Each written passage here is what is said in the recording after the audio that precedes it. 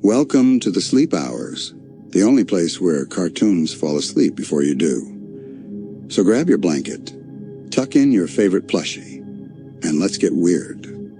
Tonight we're going to uncover the history behind one of the most iconic cartoon heroes of our time. From meteoric success to unexpected decline, we'll trace the journey of a franchise that captivated millions.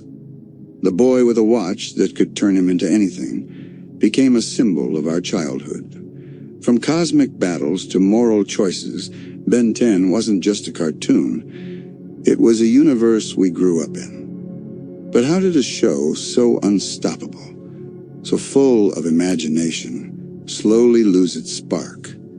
Tonight, we explore the rise, the fall, and the enduring legacy of a franchise that shaped a generation. No matter where you're watching from, leave a comment down below who your favorite Ben 10 aliens were and why. Also, please leave a like and subscribe while you're down there. And with that, let me transport you to the world of wonder you once knew as a child. There are shows that arrive quietly, slipping into the weekly schedule like any other cartoon. And then, there are shows that burst into the world with an energy so fresh, so unlike anything before, that the entire generation watching them feels something shift. In 2005, a little series about a boy, a road trip, and a mysterious alien watch didn't just premiere, it ignited. Before anyone even understood what the Omnitrix was, before kids memorized transformation names or debated which alien was the strongest, there was the feeling. A feeling that this show was different. It wasn't a comedy, it wasn't just an action cartoon. It wasn't even a superhero show in the traditional sense. It was something that felt strangely possible in a way kids didn't have words for yet.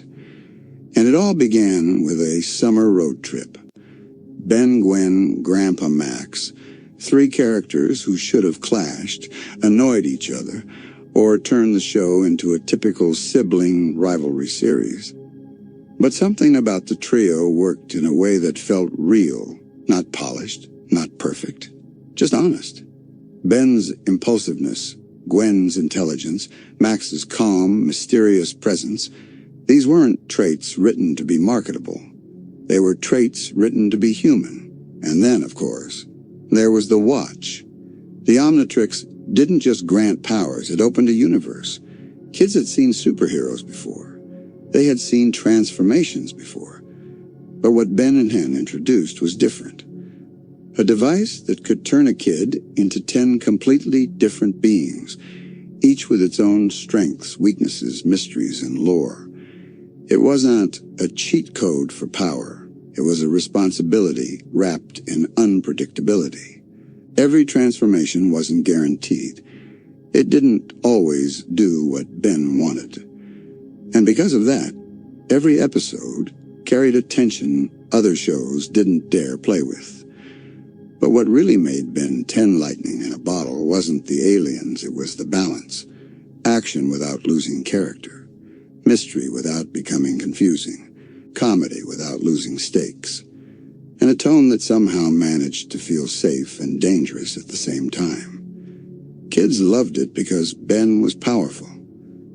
But parents didn't mind it because Ben was also flawed. He made mistakes. He grew. He changed. He learned.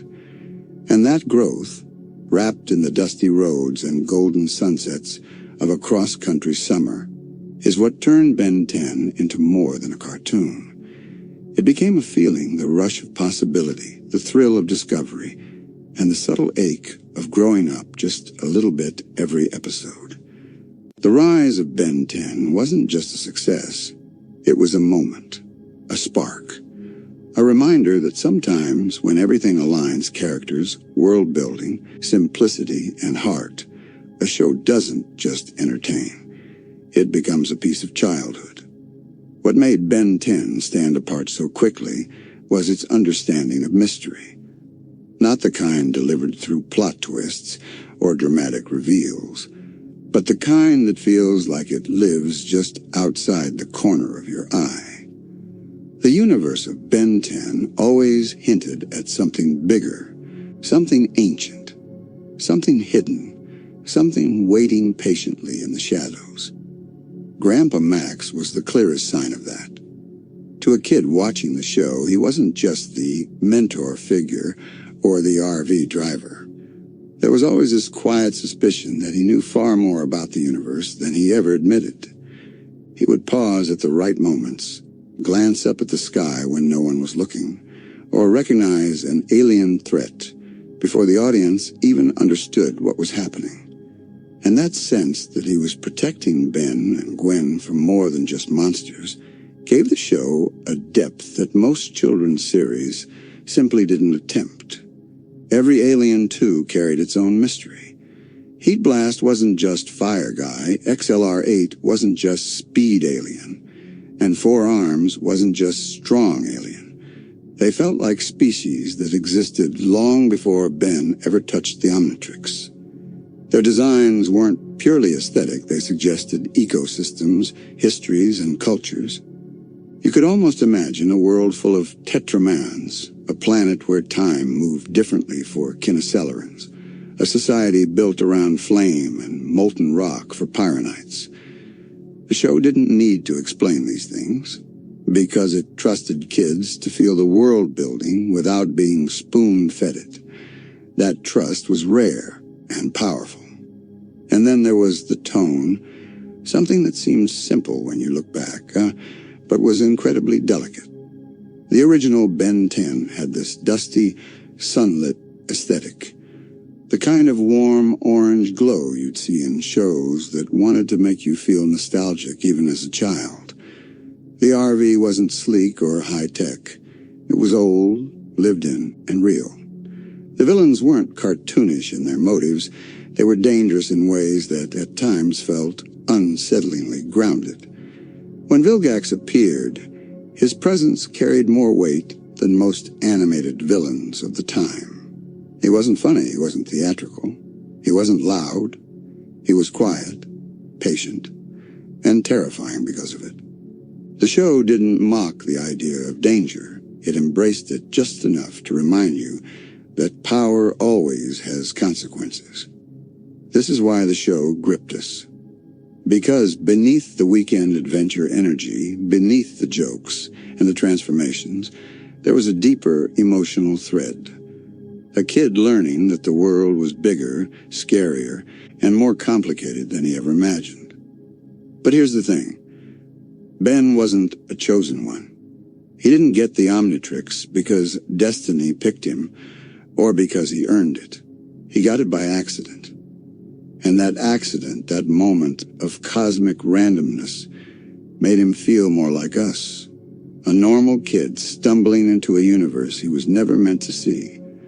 That accidental nature made every victory feel earned. Every failure felt like a lesson. And every new alien felt like a secret he wasn't supposed to have.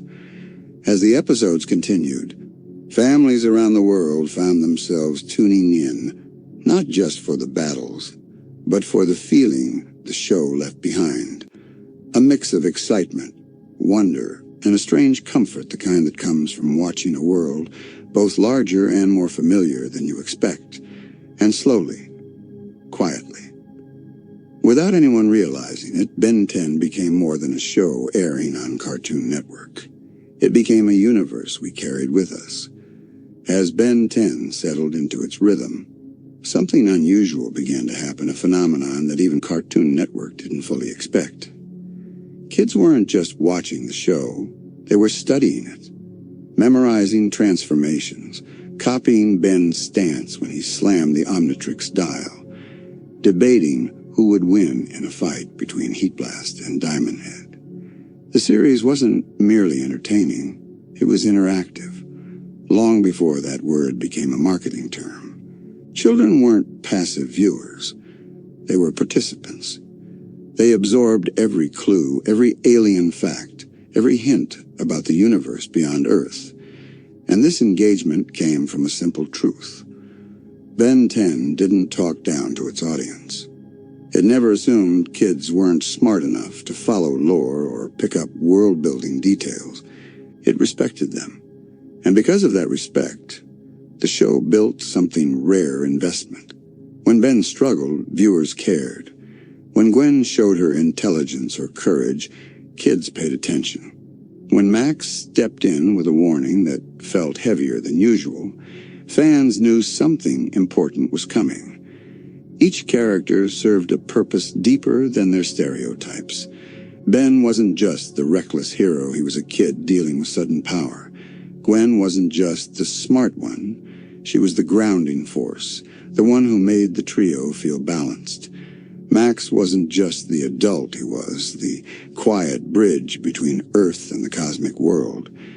And then there were the settings, which carried a nostalgia that only grows stronger with time. Deserts, forests, abandoned towns, small gas stations, on long highway roads, these weren't futuristic cities or high-tech labs. They were places viewers recognized, amplified, by the presence of aliens and intergalactic threats hiding beneath the mundane. That blend, everyday America mixed with cosmic danger, was part of the magic. It created a version of childhood adventure that felt reachable. Kids didn't dream of faraway kingdoms or distant galaxies. They dreamed that maybe, just maybe, something extraordinary could happen on their next summer trip. And while all this was happening, the show maintained a sense of identity that held everything together. Its signature style, sharp outlines, bold colors, slightly gritty textures. Its signature music, energetic, urgent, with just a hint of mystery woven to the soundtrack. Its signature pacing, never too fast, never too slow, always enough time to breathe between action scenes. This consistency is what made Ben 10 feel intentional. Like every scene was crafted with care. Like the creators understood they were building a universe that needed room to grow. The villains strengthened this feeling even more. They weren't just obstacles, they were symbols of the larger universe waiting to spill into Ben's life. Skyer with his chilling presence. Kevin with his tragic, corrupted youth. Vilgax with his relentless pursuit of the Omnitrix.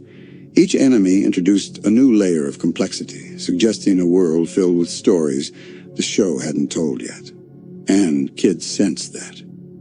Even if they couldn't articulate it, they understood instinctively. This cartoon has depth. This cartoon has secrets. This cartoon is going somewhere. That lingering sense of direction, that subtle promise that everything happening in Season 1 would matter later bonded viewers to the story more than they realized. It gave Ben 10 something timeless. Continuity, purpose, growth. And yet beneath all the excitement, beneath all the battles and mysteries, there was a simple, beating heart to the series. A boy learning to become someone better, not because destiny demanded it, but because the universe unexpectedly gave him the chance. As the first season reached its midpoint, something subtle yet powerful began to define the series. Ben was changing. Not dramatically, not in a sudden, heroic transformation, but slowly, naturally, in the way real kids grow. He learned when to listen, when to hold back, when to take responsibility. And these moments didn't need emotional speeches or heavy-handed morals. They were woven into the story's fabric, revealed through action and consequence. This was one of the show's quiet strengths. It trusted growth to be shown, not told. You could see it in the way Ben's bravado softened when something scared him. In the rare moments, he admitted Gwen had a point. In Max's approving nods when Ben made the right call, the kind of nods that said more than any dialogue could, kids noticed those details. They absorbed the lessons without even knowing they were lessons. And while Ben grew, so did the universe. Each new alien introduced wasn't just a design decision, it was a puzzle piece. A new hint about the Omnitrix creator, a new window into alien biology, ecosystems, or abilities. A new way to push the idea that this watch wasn't a toy, and it wasn't random. It was a key to something ancient, intentional, and impossibly complex. That underlying mystery drove viewers to think deeper. Why did Ben get the Omnitrix? What was its true purpose? Who else wanted it? These questions gave the show a sense of direction other children's cartoons rarely touched. It wasn't just episodic, it was building towards something. The creators didn't rush these answers. They let the questions sit, simmer, and grow. And because of that patience, the anticipation became part of the show's identity. Kids tuned in not only for the fights, but to see if the universe would reveal just a little more of itself. Then there was the emotional layer, the one viewers often realize only years later. Ben, Gwen, and Max weren't just a team. They were a family rediscovering itself through danger, adventure, and the strange rhythm of being on the road. The show captured a feeling many of us didn't have words for as kids. The bittersweet nostalgia of traveling during summer, watching the world roll by outside the window, knowing anything could happen at the next stop. And somehow, even at its most chaotic, the show made you feel safe. Not because the world wasn't dangerous, in fact. It was incredibly dangerous, but because these characters faced it together. There was comfort in that unity. There was reassurance in knowing that even when the universe became overwhelming, the trio would find a way through it. This emotional core is why the rise of Ben 10 felt so profound. Because it wasn't merely a show about powers. It wasn't just aliens, transformations, or villains. It was a show about what it means to grow to navigate fear, responsibility, excitement, and identity. It reminded kids that having power doesn't solve your problems. It just reveals who you already are. By the time the first series established its footing, the impact was undeniable. A franchise was forming. A fan base was rising. Merchandise, toys, school lunchboxes. But beyond all that, something deeper happened. A generation found a piece of themselves in that dusty RV and that alien watch. Ben 10 didn't simply entertain us. It shaped us. It made us curious, imaginative, aware that the world could be bigger than we think. And this was only the beginning. Because what came next wasn't just a continuation. It was an evolution. A bolder, darker, more ambitious chapter that would take everything the original built and elevate it. There are moments in a franchise where everything aligns again, not by accident, not by nostalgia, but by intention. Ben 10. Alien Force wasn't just a sequel, it was a statement. A message to every kid who had grown up with the original series. We see you.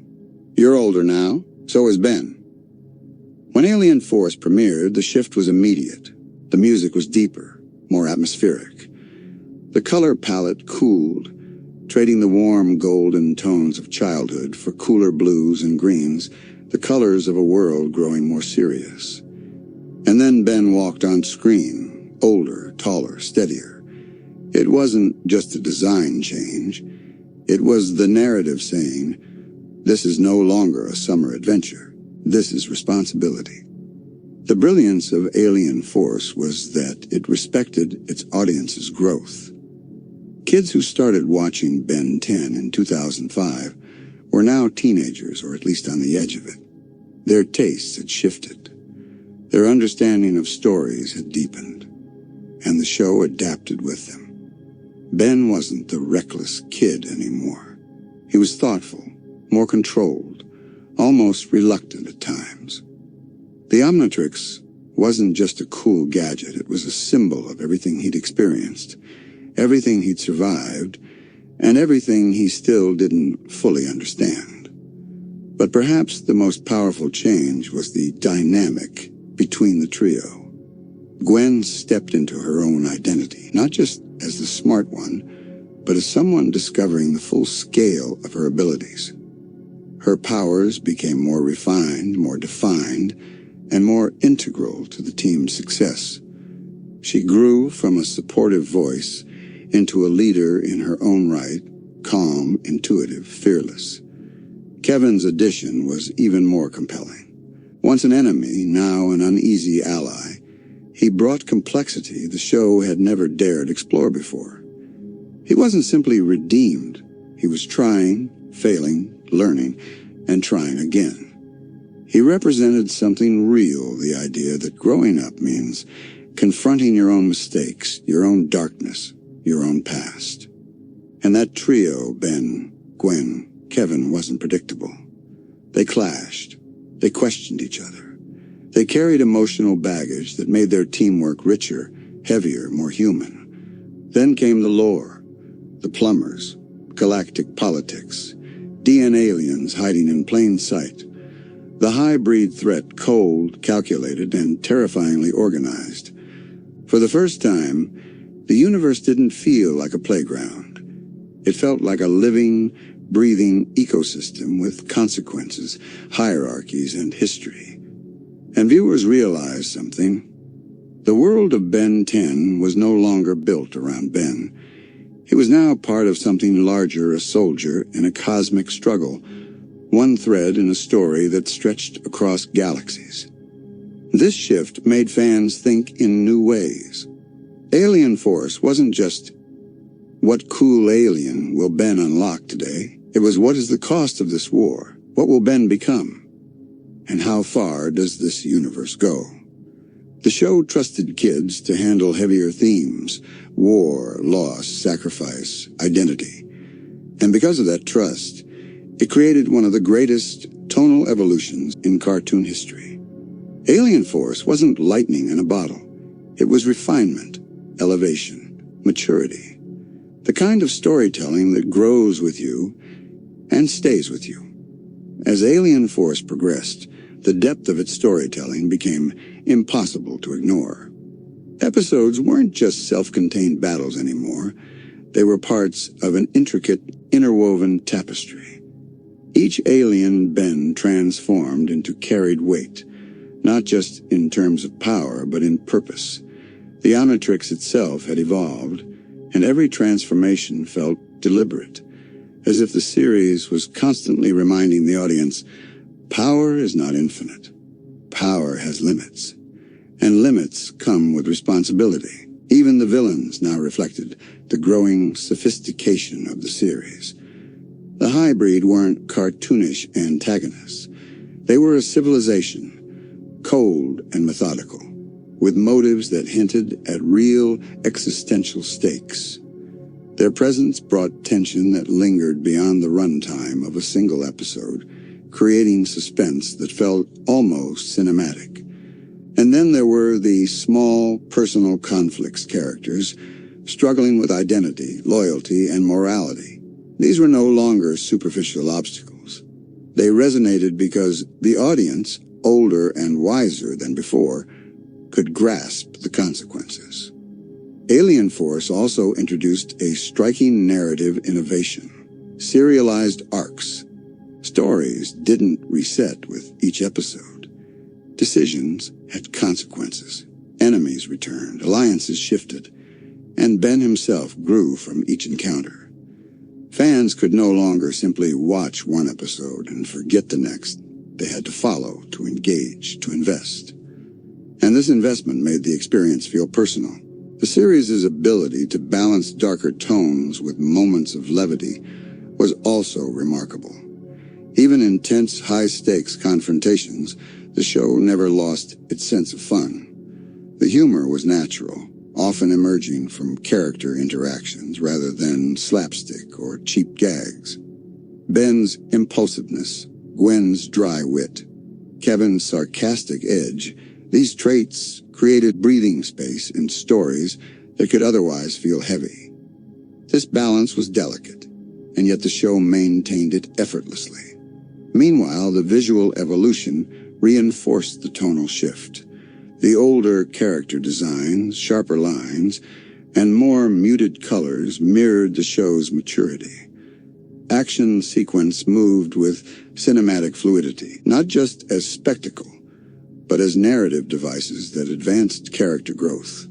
Every battle, every chase, every explosion carried meaning, teaching viewers about strategy, sacrifice, and consequence. Alien Force also deepened emotional resonance. Ben's relationships weren't simple. He struggled with guilt over past mistakes, with fear of failing those he cared about, and with the burden of expectations from friends, family, and even himself. The show explored these feelings without over-explaining, trusting that viewers would understand the subtle cues: a glance, a pause, a hesitant step. And that subtlety made the stakes feel real, grounded, and at times heartbreaking. This era of Ben 10 became iconic not just for action or aliens, but for the emotional weight it carried. It reminded fans that a show could be thrilling, imaginative, and deeply meaningful all at once. Alien Force elevated the franchise, setting a benchmark for what children's entertainment could achieve when it treated its audience with intelligence and respect. It was ambitious, thoughtful, and unafraid to challenge expectations. And it worked. The show didn't just survive the transition to a more mature tone, it thrived, creating a period widely regarded as the peak of the franchise. Beyond the action and world-building, Alien Force shined in its exploration of identity, not just for Ben, but for the audience as well. The show asked questions no children's cartoon had seriously addressed before. What does it mean to grow into the responsibilities of power? How do you navigate friendship when loyalties are tested? Can someone change completely, or are we always tethered to who we once were? Kevin became the embodiment of these questions.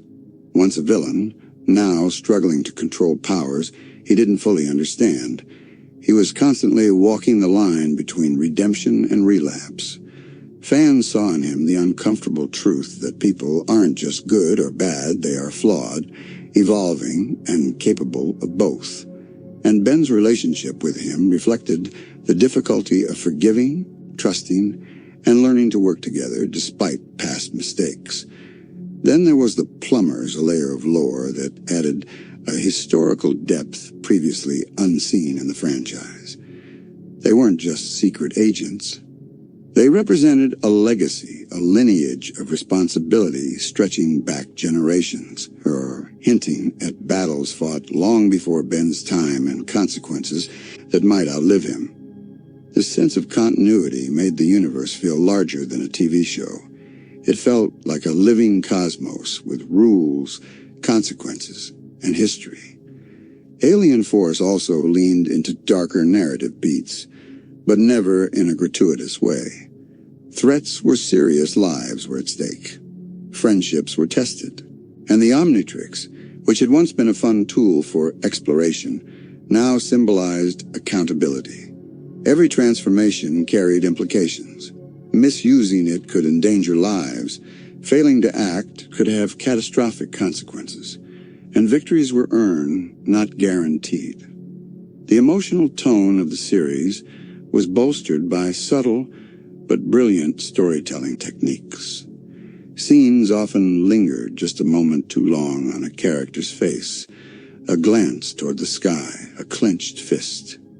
These silent moments conveyed fear, hope, and determination without a single line of dialogue. It was cinematic and yet deeply human. At the same time, the show never forgot the wonder that made the original series magical. New aliens were revealed with awe, epic battles stretched the imagination, and the mysteries of the universe were teased with just enough subtlety to make viewers curious for more. Every element worked in harmony: adventure, danger, emotional growth, and intrigue. And the fan response reflected this care. Merchandise sales exploded not because of gimmicks, but because kids wanted to be part of this universe. They discussed theories online, speculated about hybrid motivations, and debated which aliens were strongest, signaling that Alien Force wasn't just a show, it was a cultural touchstone. It had achieved something rare. It was both entertainment and a teacher, subtly imparting lessons about responsibility, friendship, and self-discovery. Alien Force's success wasn't just in ratings or sales, it was in lasting impact. It proved that a children's franchise could mature without losing its audience, that it could take risks without alienating viewers, and that the universe it built could be both expansive and emotionally grounded. This era of Ben 10 wasn't just a continuation, it was a renaissance. It elevated the franchise, expanding the Omnitrix into something far more than a plot device. It became a lens through which viewers considered morality, courage, and the consequences of their choices, all while staying thrilling, imaginative, and endlessly entertaining. By the time Alien Force reached its climax, it had cemented its place as the golden peak of the Ben 10 franchise. The stakes had escalated. The villains had grown more cunning, and the emotional arcs had reached their most profound points. It wasn't just about saving the world anymore, it was about saving relationships, facing internal fears, and embracing the consequences of past decisions. One of the most compelling aspects of this era was its willingness to confront the weight of heroism. Ben couldn't simply fight and win anymore. Every choice had consequences. Every action rippled across his friends, his family, and the universe at large. It was a subtle but powerful shift that taught viewers something often overlooked in children's programming. Being a hero is not glamorous, it is complicated, exhausting, and sometimes morally ambiguous. The darker tone of Alien Force also allowed the series to explore moments of vulnerability. Ben made mistakes, often big ones. He doubted himself. He faced enemies he wasn't ready for. And through all of it, the audience could see the growth that came from failure, reflection, and perseverance. It was a storytelling choice that resonated because it mirrored real life, that growth is often born from struggle.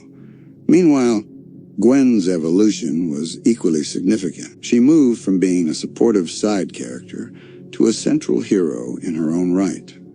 Her magical abilities were no longer gimmicks. They became essential tools in shaping the outcome of battles, uncovering secrets, and guiding the team. She demonstrated leadership, intelligence, and courage that rivaled any adult character in contemporary animation. Her presence reaffirmed that Alien Force wasn't just about Ben. It was about teamwork, trust, and shared responsibility. Kevin's redemption arc added emotional complexity, rarely seen in a children's show. He wasn't simply fixed overnight. He wrestled with power, resentment, and identity, creating narrative tension that felt authentic. His growth paralleled Ben's, showing viewers that change isn't linear, and that even heroes must struggle with their own flaws. The show also maintained its signature balance between spectacle and subtlety. Action sequences were breathtaking, yes, but they were never empty. Every punch, every alien transformation, every high-speed chase advanced the story, developed characters, or revealed a piece of the larger universe. It rewarded attentive viewers, making each episode feel rich and meaningful. And through all of this, the Omnitrix remained more than a tool. It became a symbol, a metaphor for potential, responsibility, and the burden of choice. Ben's mastery of it mirrored his journey from impulsive kid to thoughtful young hero, while constantly reminding audiences that power alone is meaningless without guidance, wisdom, and empathy. Alien Force didn't just entertain. It engaged viewers' imaginations, challenged their thinking, and elevated the standard for storytelling in animated series. It was a series that respected its audience's intelligence and emotional capacity. A series that acknowledged its roots, but wasn't afraid to grow up with its viewers. A series that proved cartoons could carry weight, depth, and resonance without ever sacrificing adventure or wonder. This was the era where Ben 10 became more than a show. It became a cultural milestone. A golden period remembered not just for its aliens, its battles, or its design, but for the care, ambition, and narrative maturity that made it legendary.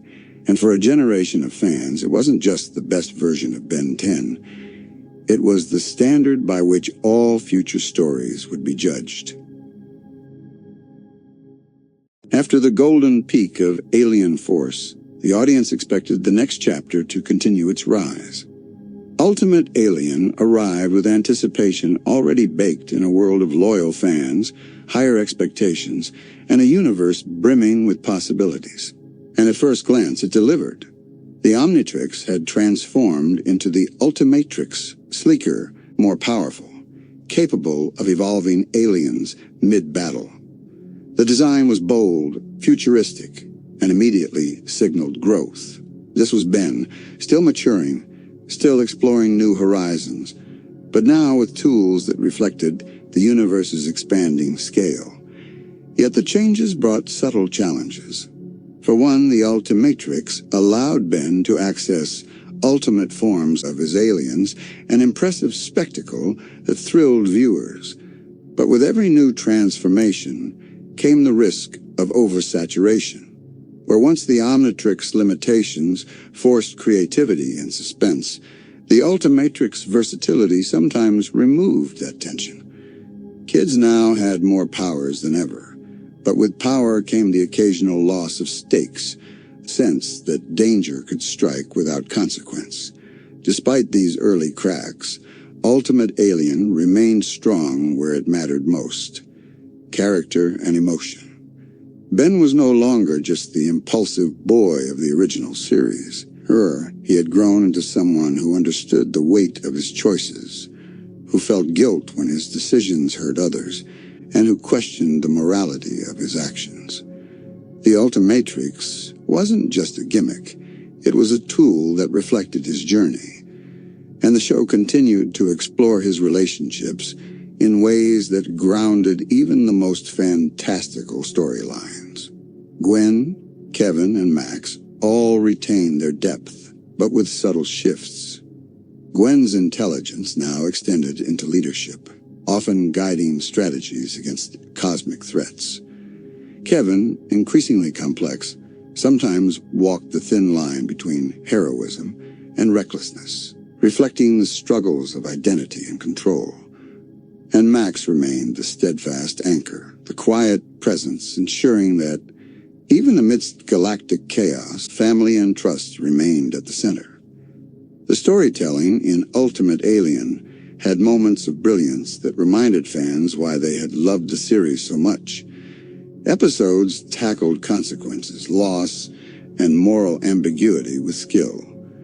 Villains returned with deeper motivations, and the universe felt alive, interconnected, intricate, and expanding. And for a while, it seemed as though the franchise had retained its balance, threading spectacle with substance. But cracks were beginning to appear.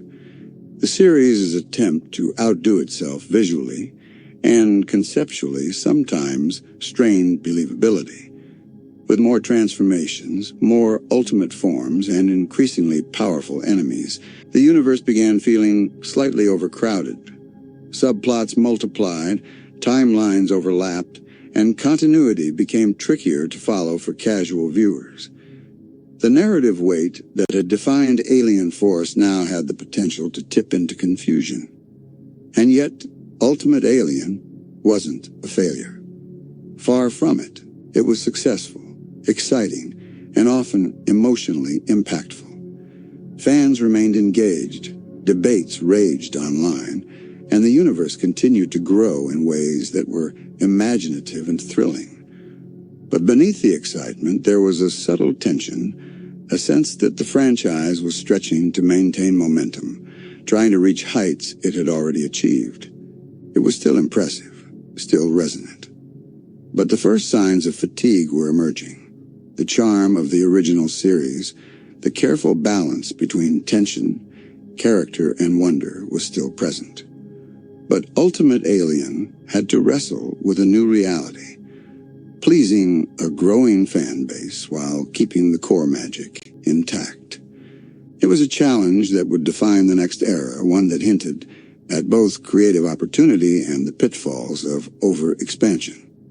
As Ultimate Alien settled into its rhythm, something interesting happened. The show began leaning further into spectacle over subtlety. And while spectacle isn't a bad thing, in fact, it's part of what made Ben 10 exciting. Too much of it risked overshadowing the emotional foundation that fans had grown attached to. The Ultimatrix' new ultimate forms were the clearest example. On paper, they were brilliant. They gave the writers room to experiment, to explore new designs and push the boundaries of alien powers. But because these forms were often used as instant power-ups, some viewers felt the tension dissolving. If the stakes could always be raised with a new form, then the battles risked feeling predictable. The emotional weight behind each transformation, a hallmark of earlier seasons, occasionally became diluted, overshadowed by the pressure to continually outdo the last big moment. Still, Ultimate Alien offered moments of beautiful storytelling. There were episodes where Ben questioned not just the limits of his power, but the morality of wielding it. Times when he hesitated, understanding that raw strength alone couldn't solve personal conflict or intergalactic politics. These quieter episodes where Ben wrestled with guilt, fear, or the consequences of his impulsiveness reminded fans of the heart of the franchise, the idea that growing up means facing choices you can't punch your way out of. The show also expanded the universe with new species, planets, and technologies. And this expansion was exciting at first, but as the world grew bigger, the narrative threads grew harder to hold together. Villains with universe-ending motives became more common, making it difficult for the series to maintain the grounded, intimate tension that once came from Ben simply trying to protect his family or a small town. And this was one of the first major cracks, the shift in scale. The bigger the threats became, the harder it was to stay emotionally connected. Cosmic danger is thrilling, but it's also distant. When every week presents another galactic-level crisis, the viewer begins to lose a sense of stakes, not because the threats aren't large, but because they're too large, too frequent. Another noticeable change was the pacing. Ultimate Alien sometimes rushed important emotional arcs, while spending entire episodes showcasing new transformations. This imbalance didn't break the show, but it created small fractures. Moments that should have breathed conflicts that needed space to unfold instead got buried under action-heavy scenes. The storytelling became slightly uneven, alternating between brilliance and overload. Despite these cracks, however, the bond between Ben, Gwen, and Kevin remained strong. Their character dynamics continued evolving in ways that anchored the narrative, reminding fans that the heart of Ben 10 was never the aliens, it was the people. Ben's frustration, Gwen's patience, Kevin's inner turmoil. These relationships kept the show grounded, even when the universe felt like it was expanding beyond its limits. And that's why Ultimate Alien is such a fascinating turning point. It balanced success and strain at the same time, a series still loved by fans, still filled with imagination, still pushing boundaries, but quietly struggling with the pressure of its own legacy. The cracks were small, almost invisible at first, but they were there, forming the earliest signs of a shift that would soon determine the direction and ultimately the downfall of the franchise. As Ultimate Alien progressed, one truth became harder to ignore. The franchise was trying to evolve faster than its story could comfortably handle. And this rapid expansion created an unusual pressure, a sense that the writers were constantly chasing the next big moment, even when smaller, quieter moments were what the audience truly craved. This was especially noticeable in how the show handled power escalation. Every series needs new challenges, new villains, new arcs. That's natural. But for Ben 10, escalation meant constantly introducing aliens that were stronger, faster, or more visually extreme than the last. The appeal of earlier transformations, their simplicity, their mystery, their limitations, slowly gave way to a more complex, sometimes overwhelming catalog of abilities. Where the original series made each alien feel iconic, Ultimate Alien sometimes made new forms feel like checkboxes. Impressive, yes. Creative, absolutely.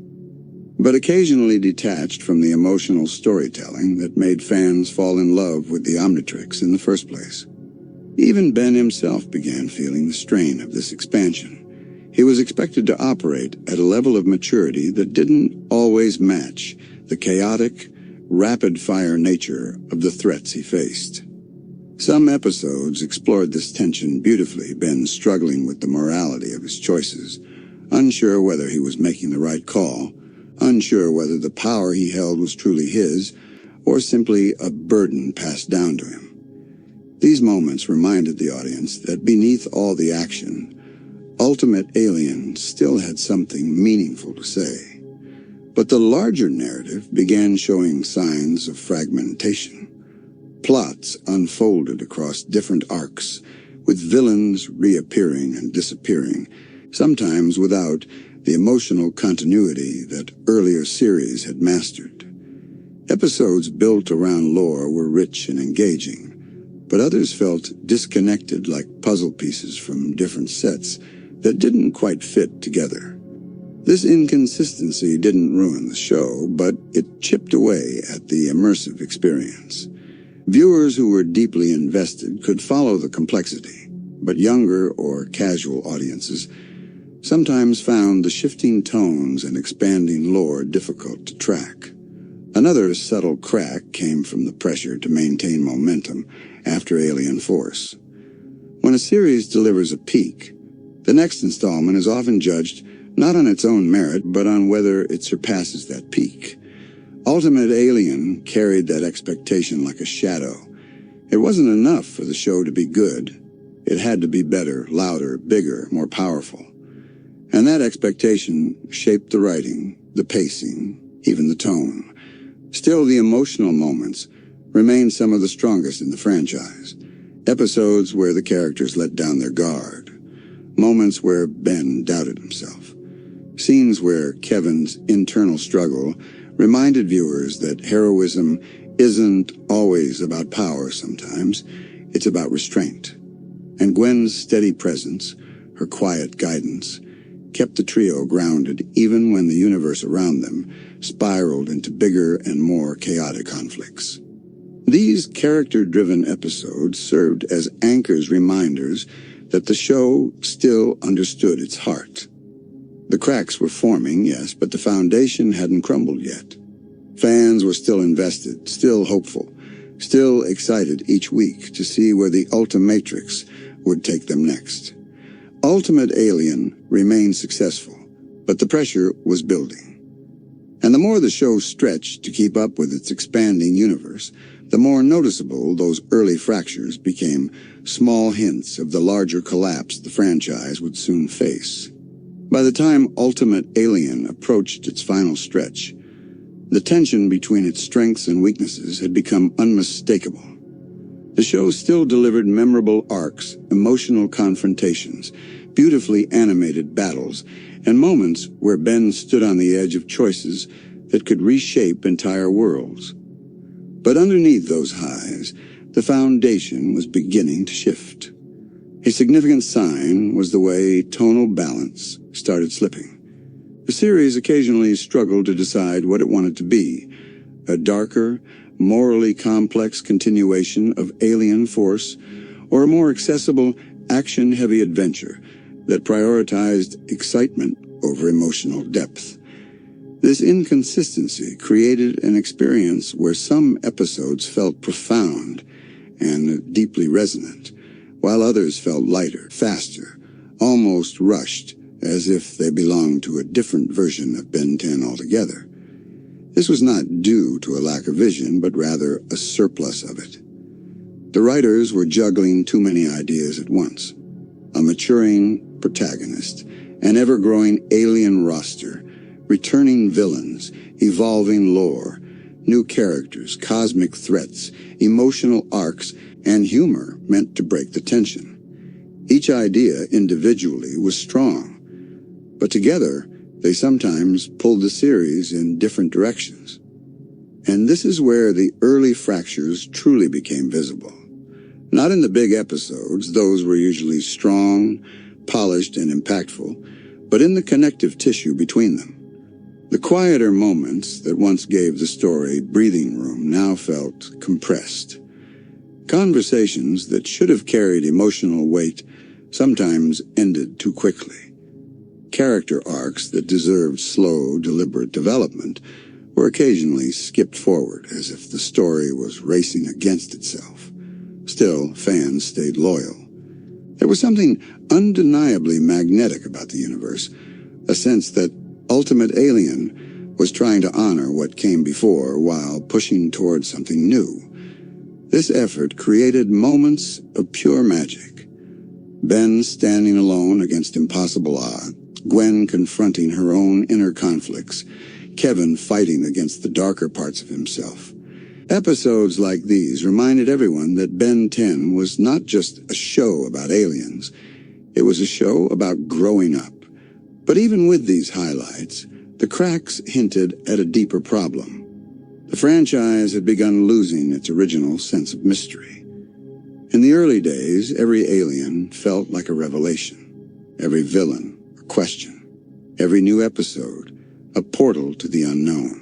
Now, with the universe fully mapped, fully explained, fully expanded, that sense of discovery was harder to capture.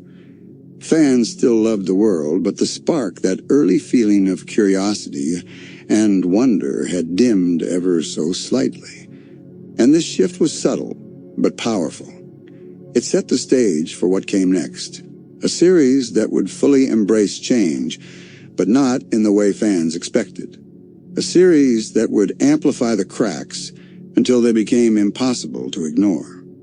A series whose stylistic and tonal transformation would become one of the most controversial decisions in the franchise's history. Ultimate Alien was not the fall, but it was the turning point, the moment when the franchise stopped climbing and began leveling out, searching for a new identity. And in that search, it unknowingly took its first steps toward the era that would divide fans like never before. When Omniverse arrived, the Ben 10 franchise was at a crossroads. It had grown bigger, bolder, and more complex with each passing series. And after the weight and maturity of Alien Force and Ultimate Alien, fans expected the journey to continue evolving in that direction. Deeper stories, more emotional arcs, and a universe that reflected the growth of both its characters and its audience. Instead, they were met with something entirely different.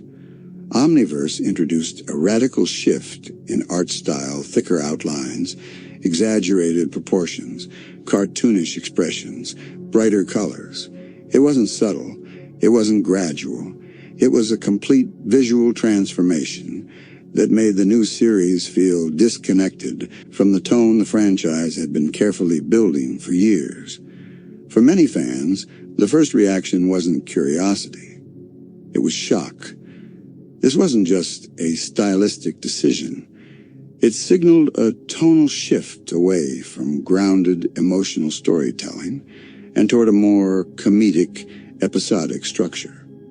Gone were the darker themes, the moral conflicts, the looming cosmic threats that shaped Ben's character. Instead, the show embraced humor, slapstick, and lighter adventures that, while fun on their own, clashed sharply with what longtime viewers had grown attached to. The divide was immediate. Younger audiences found Omniverse energetic and visually exciting. But older fans, the ones who had followed Ben since 2005, the ones who had grown with him, felt alienated.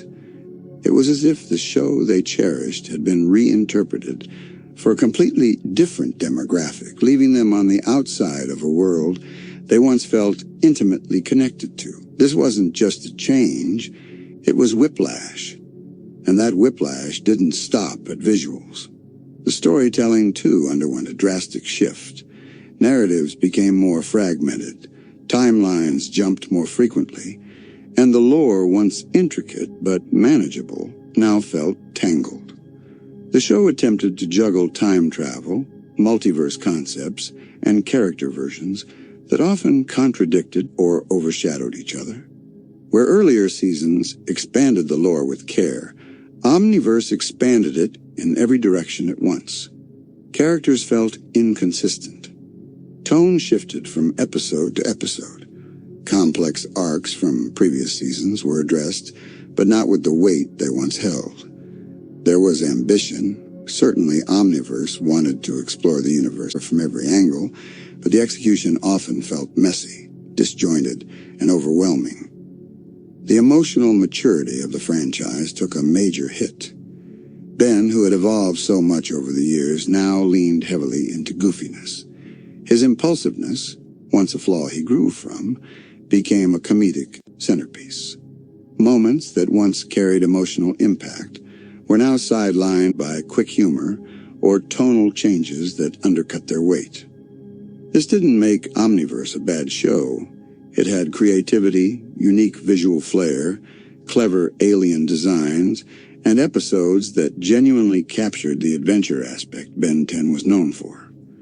But it marked the beginning of a disconnect and the widening gap between what longtime fans hoped the series would become and what it actually turned into.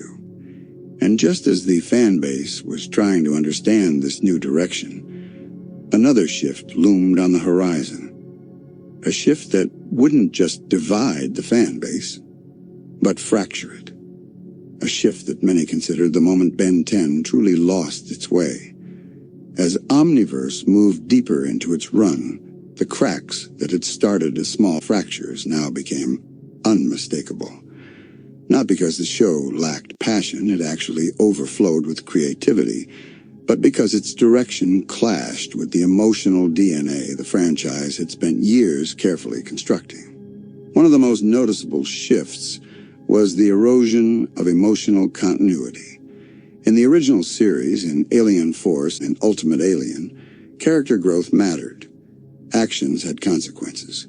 Episodes built on each other like chapters in a coming-of-age story. But in Omniverse, the weight of those years felt strangely light.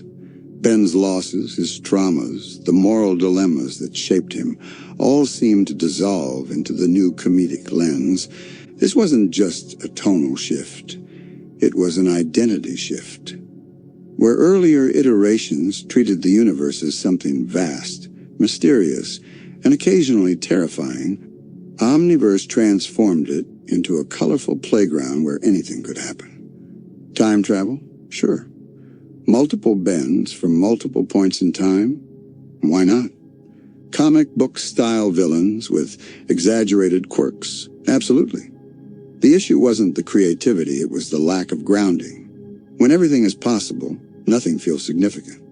When every episode introduces a new concept, a new twist, a new alternate version of a character, the emotional center begins to blur, and fans noticed. Some celebrated the change, the humor, the bold art style, the playful tone, but others felt a growing sense of loss. This wasn't the Ben 10 they grew up with. This wasn't the story that matured alongside its audience. This felt like a reset, an abandonment of the emotional progress the characters had earned. Even Ben himself felt different. His earlier arcs, learning responsibility, facing fear, recovering from mistakes, were replaced by a lighter, more comedic interpretation. He was still the hero, still charismatic, still fun, but his maturity had been dialed back. Instead of a teenager, learning to navigate the weight of power, he often felt like a younger, more exaggerated version of himself, as if the show had stepped backwards instead of forwards. And this created a ripple effect. When the protagonist regresses, the world around him does too. Villains became less intimidating. Stakes felt softer. Threats felt more episodic than existential. Gone were the quiet, reflective episodes where Ben questioned himself or confronted the consequences of his choices. In their place were energetic, fast-paced adventures that prioritized motion over meaning. But the biggest issue wasn't the tonal shift, it was the fragmenting fan base. For the first time, the Ben 10 community wasn't united in excitement or critique. It was split, deeply. One side embraced Omniverse as a fresh approach, a creative, stylized reboot that allowed the series to explore new ideas without being weighed down by previous lore. The other side saw it as the beginning of the franchise's decline, a departure from the emotional storytelling that once made Ben 10 feel magical. And just as fans were debating, adjusting, or resisting this new direction, the franchise made its most controversial decision yet. A decision that would redefine the perception of Ben 10 for years, because if Omniverse caused division, the 2016 reboot caused something much more drastic: fatigue. A sense that the franchise was no longer evolving, it was circling back, simplifying itself, narrowing its scope until the spark that once lit the entire universe felt like it was dimming. What came next wasn't just a shift in tone, it was a reset that changed the way a generation viewed a show they once believed would grow with them. If Omniverse felt like a surprising tonal detour, then the 2016 reboot felt like a full stop followed by a U-turn. When it premiered, the reboot made one thing immediately clear. This was not a continuation, not an expansion, not an evolution. It was a restart, designed for an entirely new, much younger audience. And for longtime fans, the shift was jarring. The art style became even simpler. The storytelling became shorter, faster, lighter. Ben's personality leaned fully into childhood hyperactivity.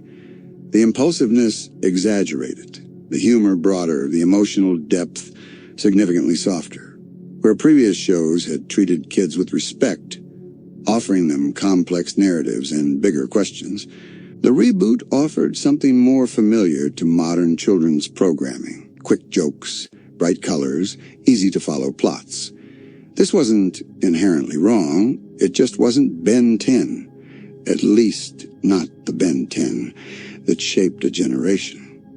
The biggest change wasn't the presentation, it was the loss of stakes. In the original series, Ben wrestled with fear. He experienced loss. He questioned himself. He made mistakes that carried weight. He was a kid, yes, but a kid who was learning to grow up in a universe much bigger than himself. The reboot removed that weight.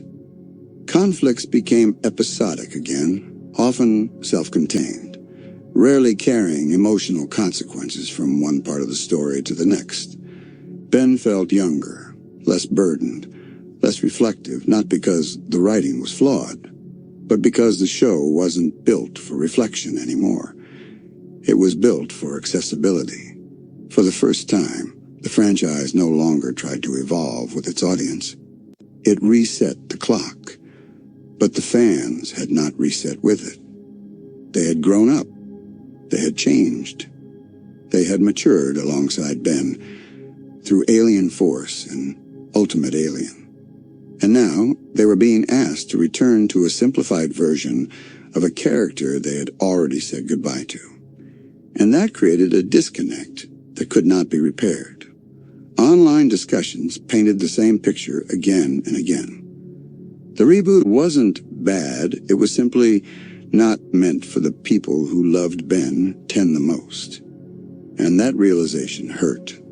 For older fans, it felt like the franchise had stepped away from them, choosing to target a new generation rather than continue the emotional journey they had invested in for over a decade.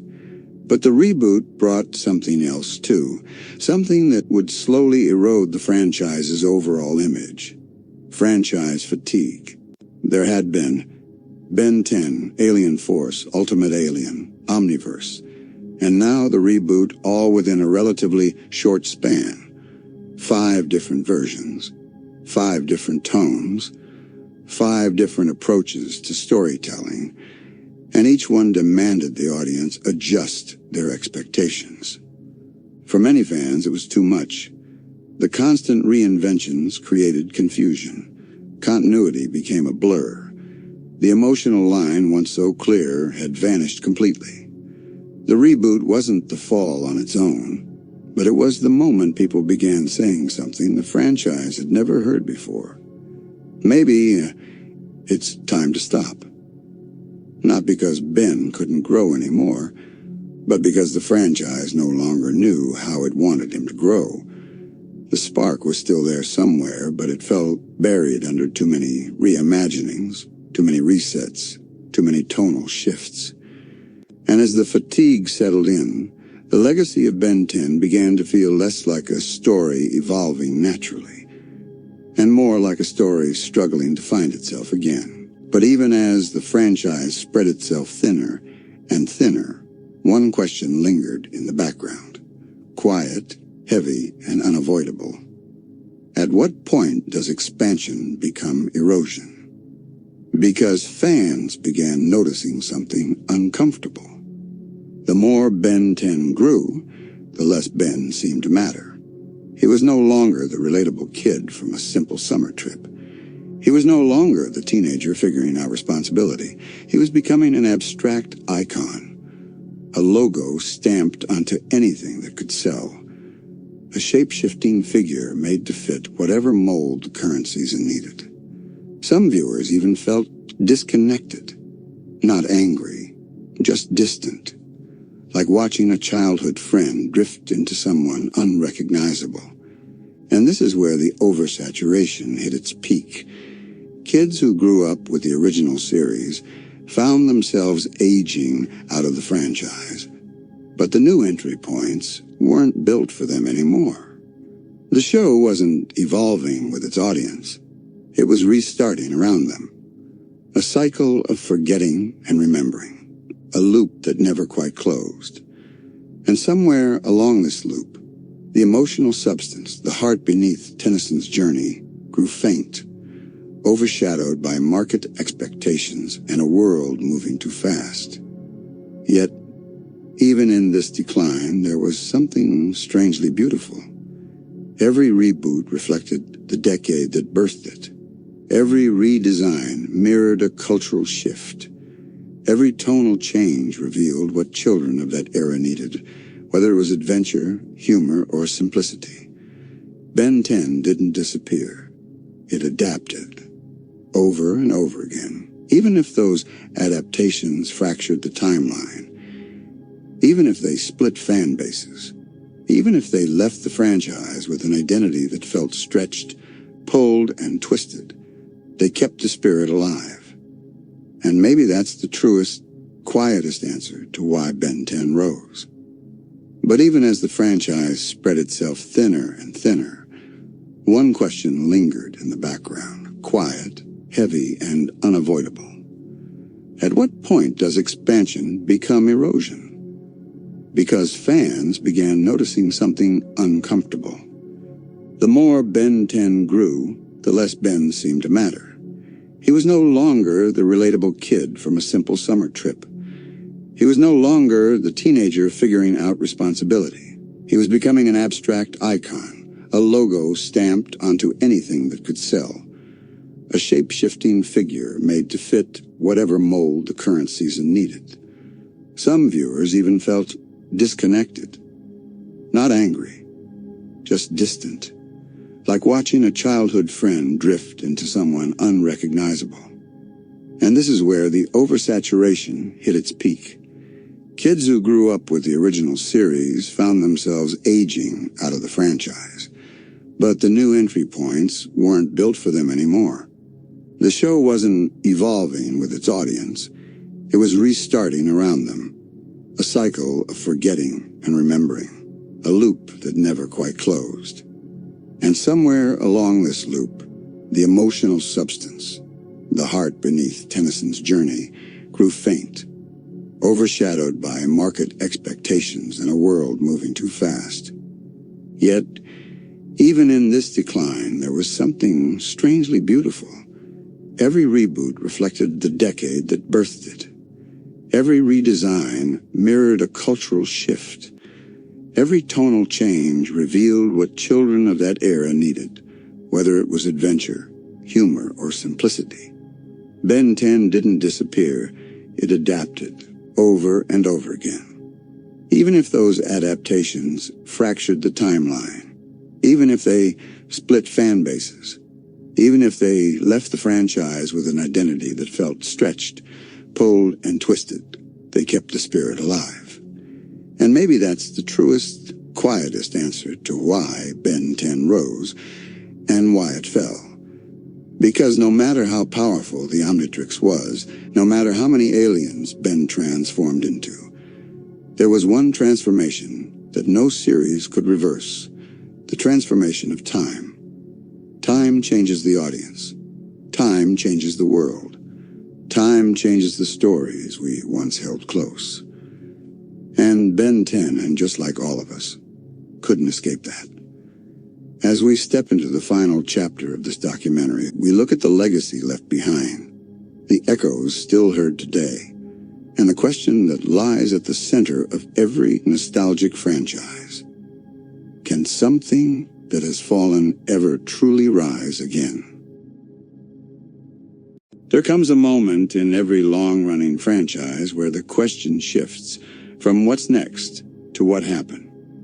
And with Ben 10, that question hits harder than most. Because this wasn't just a cartoon that lost a bit of shine over time. It was a franchise that once felt untouchable, only to slowly drift away from the very heartbeat that made it matter to millions of kids around the world. So, why did it fall? And why, despite that fall, does it still echo through our memories like a distant but unending signal? To understand that, we have to look at something deeper than ratings or decisions made in boardrooms. Ben 10 didn't stumble because one showrunner changed or because one series looked different. The fall happened because the franchise slowly slipped away from its identity, that perfect blend of mystery, adventure, danger, and grounded emotion that made the Omnitrix feel like more than a toy.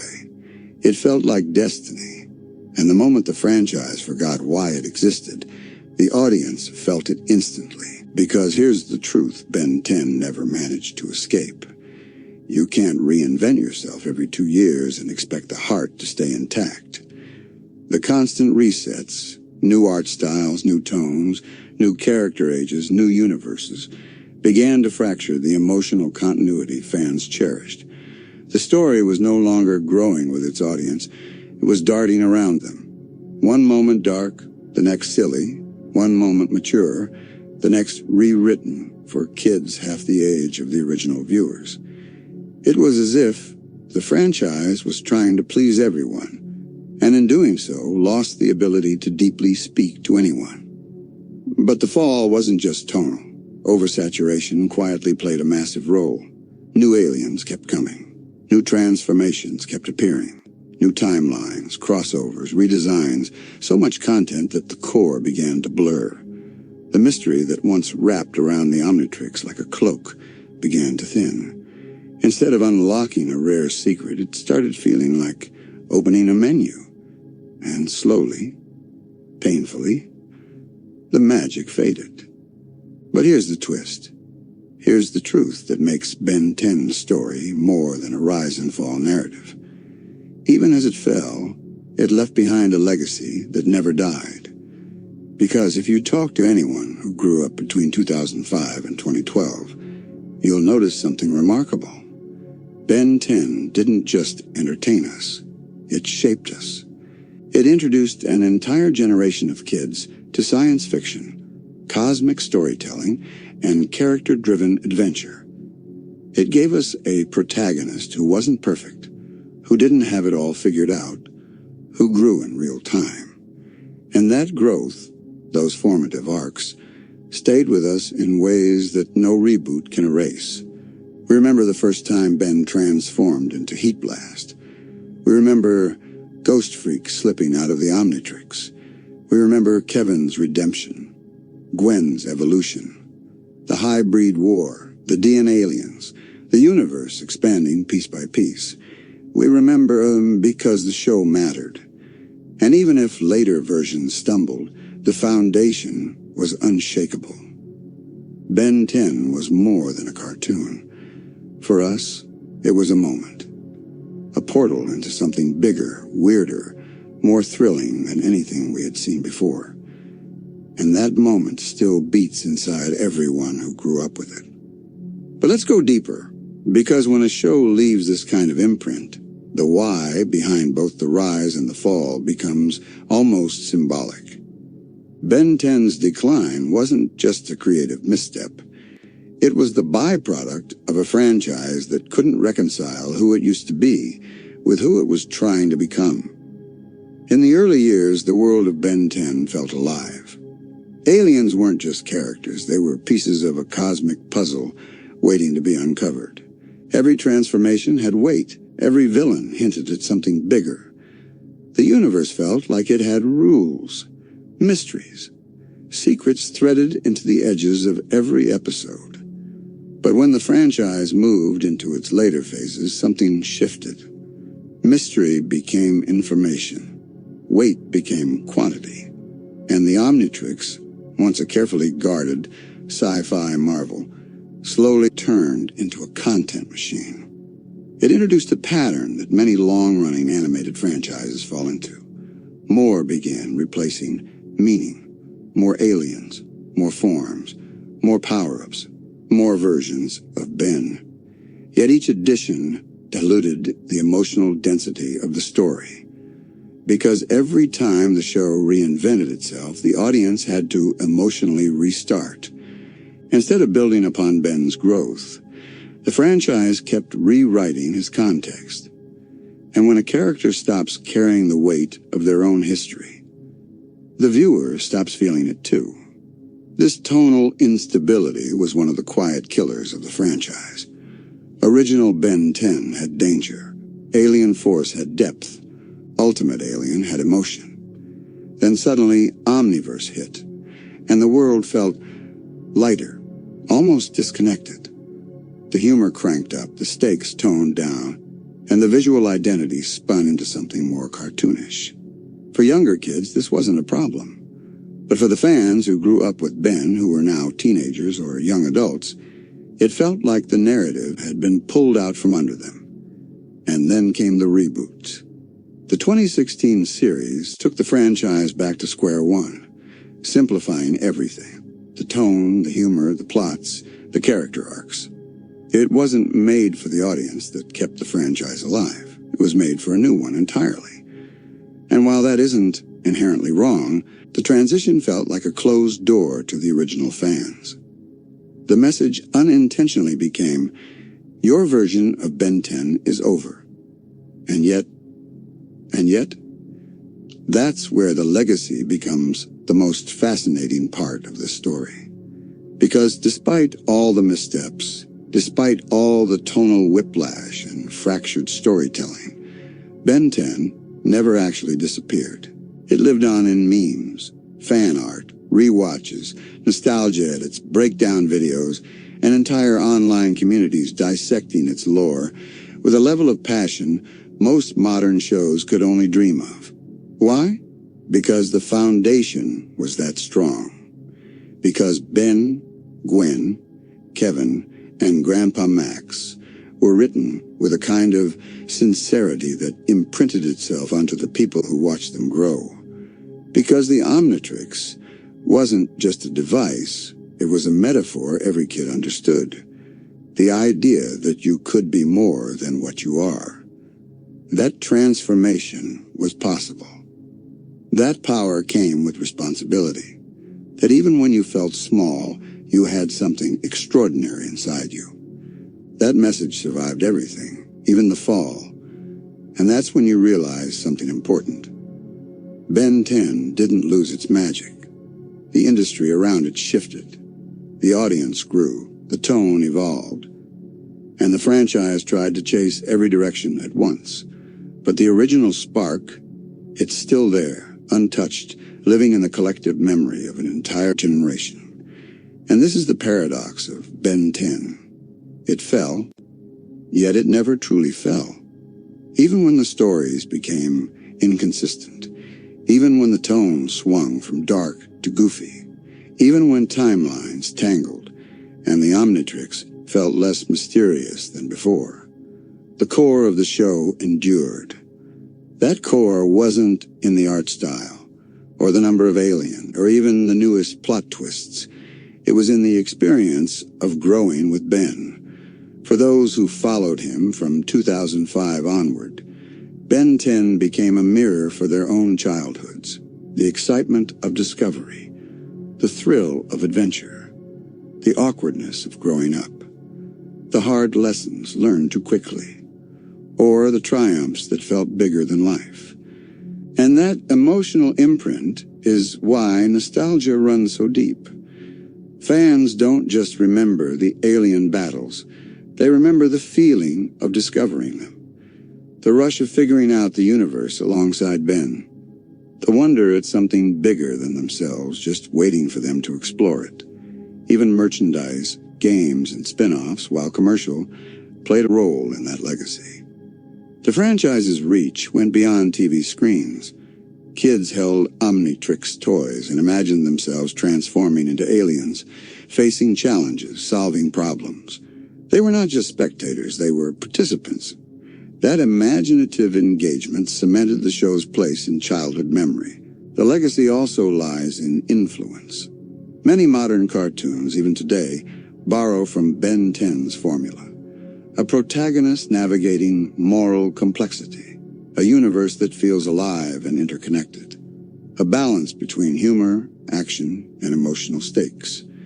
It was a blueprint for storytelling that respected children's intelligence, showing that kids' programming could be ambitious, exciting, and meaningful at the same time. And even in the face of missteps, the Omniverse era, the reboot, the oversaturation, Ben 10 demonstrated a resilience many franchises struggle to achieve. It adapted, experimented, and remained culturally relevant, sparking conversations, debates, and even scholarly discussions on character growth, morality, and narrative evolution in animation. The show also left a soundtrack, voice acting, and animation-style legacy that endures. The original theme song, the memorable alien designs, and even the recurring motifs in episodes are instantly recognizable to fans. They are cultural touchstones, shorthand for a generation's shared experience. And perhaps most importantly, Ben 10's story reminds us of the impermanence of media magic.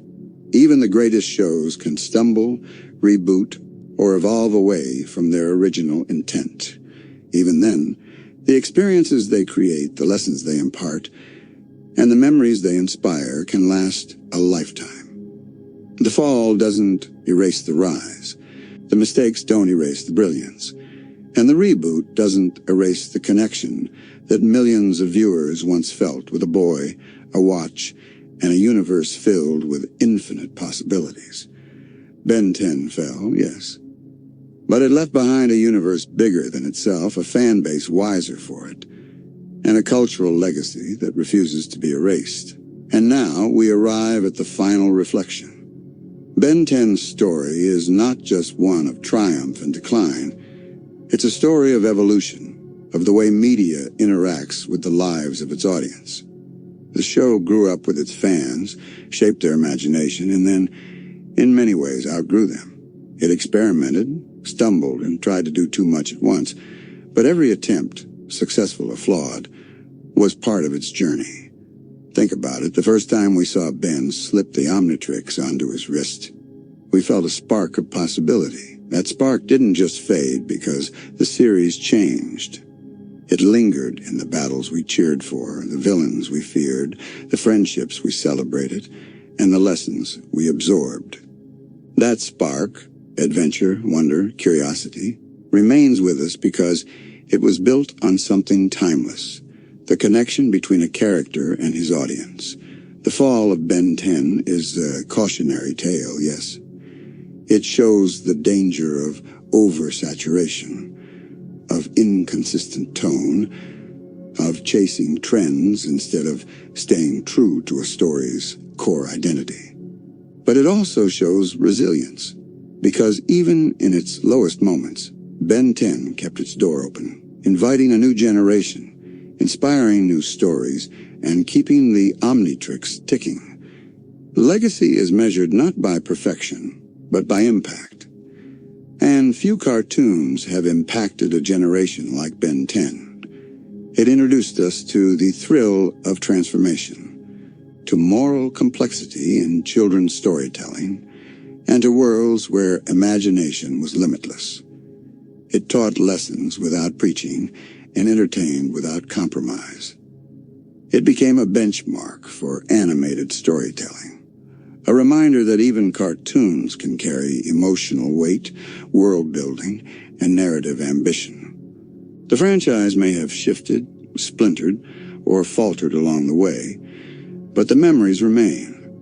They live in those late-night rewatches, in online debates, dissecting timelines, in toys and games and fan art, in the very way a generation remembers the excitement of childhood adventure. And perhaps that's the most profound part of it all. Ben 10 didn't need to be perfect to be legendary. The rise, the golden peak, the cracks, the fall, they all matter. They tell a story not just of a show, but of an entire generation, growing up alongside a boy with a watch that could turn him into anything. It reminds us that impermanence doesn't diminish meaning, that failure doesn't erase brilliance, and that even in endings, there is a legacy that endures. So when we look back at the franchise, at its highs, its lows, its shifts in tone, its reboots, and its bold experiments, we see more than a cartoon. We see a cultural phenomenon, a story that shaped how kids imagined heroism, how they grappled with responsibility, and how they dreamed of worlds beyond their own. And that, ultimately, is what makes Ben 10 timeless. The Omnitrix may tick down differently with each new series. Aliens may come and go, and the tone may shift. But the essence remains. The spark remains. The story, our story, remains. Because the boy with a watch didn't just transform into aliens, he transformed a generation. And even though the franchise stumbled along the way, that transformation, that legacy, is forever. And with that, we close the chapter on a legend that rose higher than any of us expected and stumbled in ways we never wanted, yet left a legacy that refuses to fade. The Omnitrix may stop ticking for some, but the memories, the adventure, and the wonder of Ben 10 will live in the hearts of those who grew up believing that anything was possible. Good night, everyone. I hope you sleep nostalgically tonight.